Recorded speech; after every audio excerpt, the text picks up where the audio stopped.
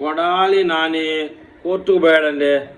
ఏంటంటే వ్యవహారము, నన్ను చెడ్డీతో ఊరేగిస్తారు మొన్న మీరు ఇచ్చిన జీవోలతో సంబంధం పెట్టుకుంటే, కాబట్టి ఆ జీవోని రద్దు చేయండి అని చెప్పేసి కోర్టుకు పోయాడండి. అర్థమైపోయింది కొడాలి నానికి, నన్ను చెడ్డీతో ఖచ్చితంగా ఊరేగిస్తారు 2029 ఎలక్షన్ లోపలని. అయితే గత ప్రభుత్వ హయాంలో అప్పుడు రాష్ట్ర ఎన్నికల కమిషనర్ ప్రతిపక్ష నేత చంద్రబాబుపై నాని అనుచిత వ్యాఖ్యలు చేశారు. ఇద్దరి మీద అభియోగాలపై కేసు అయితే నమోదైంది. ఏపీ ప్రభుత్వం ఈ నెల 18న ప్రాసిక్యూషన్ అనుమతిస్తూ జీవో ఇవ్వగా దాన్ని కొడాలి నాని కోర్టులో సవాల్ చేశారు. ఆ జీవోను వెంటనే రద్దు చేయాలి, లేకపోతే లోకేష్ బాబు అన్నట్టుగానే రెడ్ బుక్ సాక్షిగా నన్ను చెడ్డీతో ఊరేగిస్తారు.